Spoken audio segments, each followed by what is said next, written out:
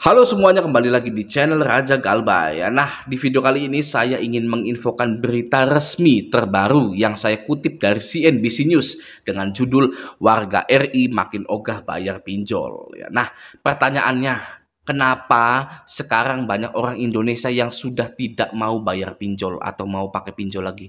Gitu ya. Apakah karena pinjolnya itu sendiri yang menerapkan bunga yang tinggi, denda yang tidak masuk akal?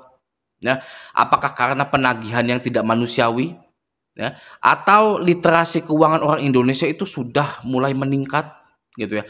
Apakah karena masyarakat sudah tahu bahwa mereka sedang ditipu oleh pinjol dengan iklan yang bunga rendah tenor panjang itu, namun kenyataannya tidak? Ya, apa ya jawabannya gitu ya? Simak terus video ini sampai akhir.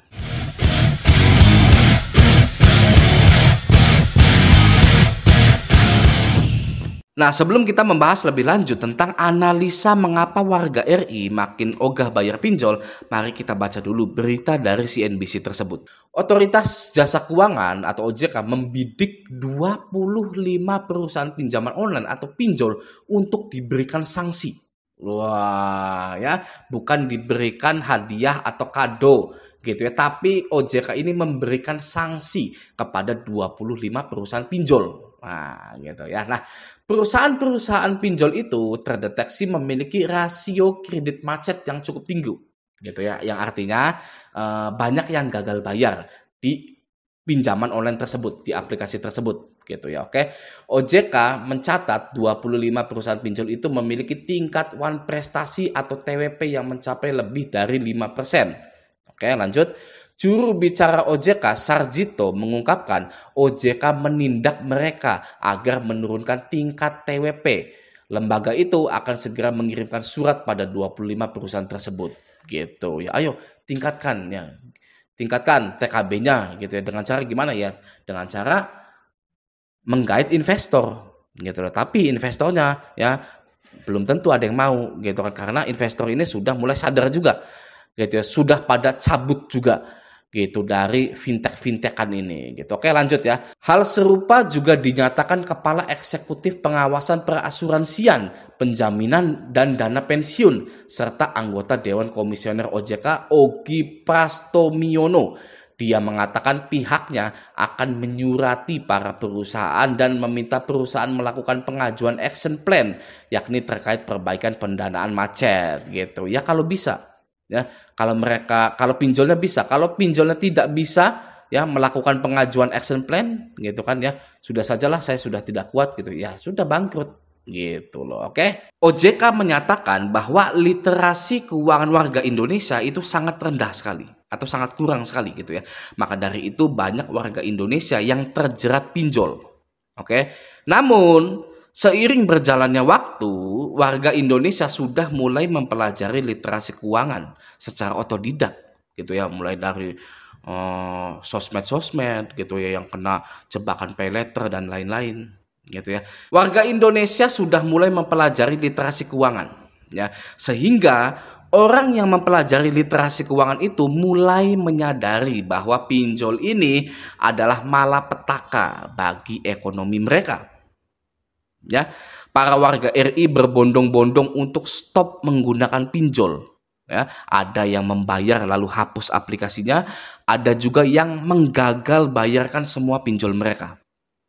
Oke, kalau kita ingin tahu lebih banyakkan mana orang yang galbay apa orang yang bayar, tentu jelas data menunjukkan 25 pinjol di ambang kebangkrutan, yang artinya banyak warga RI yang menggagal bayarkan pinjol-pinjol mereka. Jadi, jika literasi keuangan warga Indonesia semakin meningkat, ya, maka era perpinjolan ini bisa jadi artefak atau menjadi mata kuliah sejarah ekonomi di kampus-kampus Indonesia karena sudah punah, gitu ya. Jadi literasi keuangan ini sebenarnya tidak baik untuk bisnis pinjol, ya.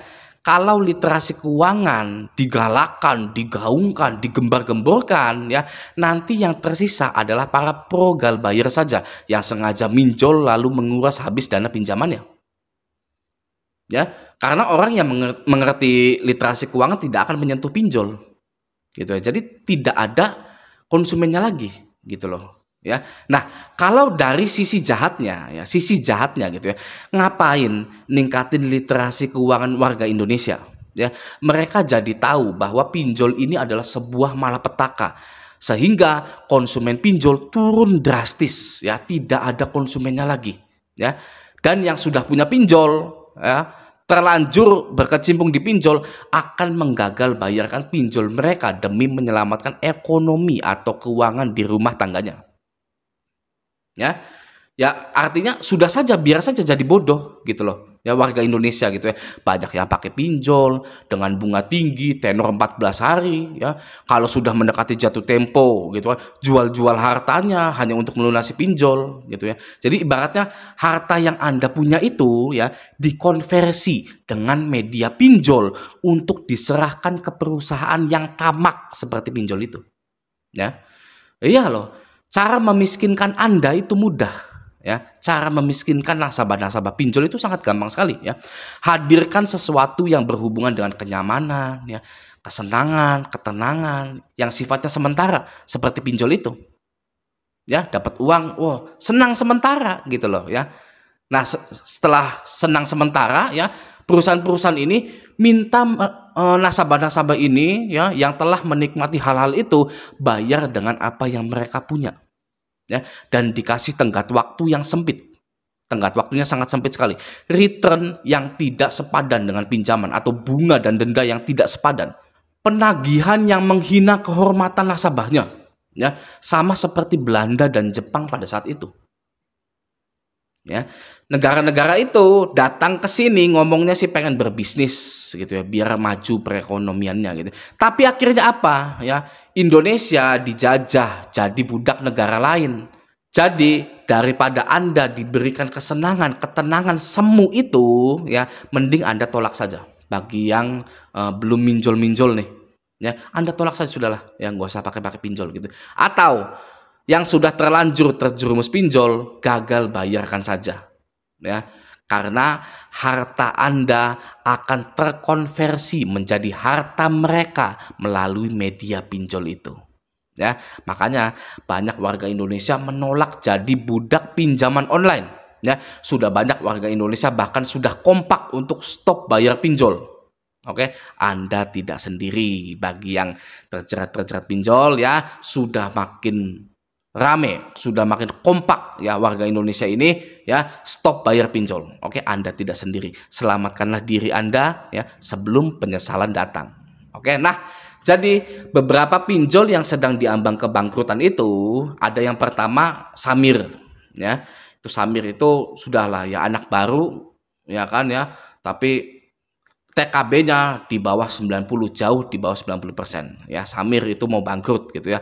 Yang kedua Findaya atau GoPay Later. Oke. Yang ketiga Modalku. Nah, Modalku juga sama ya, TKB-nya di bawah 90%. Finmas ya, Finmas juga sama, TKB-nya di bawah 90%. Dan Modal Nasional atau Monas. Monas ini masih 90% gitu, tapi ya sudah tidak baik 90% juga gitu. Yang lainnya, TKB yang lainnya sebenarnya gini. Ya sebenarnya gini ya. TKB itu kan hanya angka gitu. Itu bisa jadi strategi marketing saja agar tidak ditinggal oleh para investornya atau untuk ya menggait investor baru. Gitu loh. Ya, jadi jangan silau lah. Ini TKB-nya 100%, ini TKB-nya ya. Padahal ya di dalam perusahaannya itu ya sedang ada ombak yang besar gitu ya, ombak kebangkrutan gitu. Jadi ya kita tidak perlu silau karena TKB 100%, 90%. Buat para investor juga ya jangan percaya ya, pinjol itu produknya itu sudah tidak bisa diterima oleh masyarakat ya. Buat para investor ini ya tidak usah invest lagi ke pinjol, invest saja yang ke yang lainnya gitu ya. Anda coba lihat ya produknya, ya penagihannya, gimana bisa mau dapat untung seperti itu? Gitu. Mending investasi di yang lain aja gitu, nggak usah dipinjol gitu. Karena ya ini berita terbarunya 25 pinjol ini diambang kebangkrutan gitu. Oke, nah kita tunggu saja pinjol-pinjol apa saja ya yang akan bermunculan lagi yang sedang dalam ambang kebangkrutan gitu. Oke, semoga video ini bermanfaat. Sampai jumpa di video selanjutnya.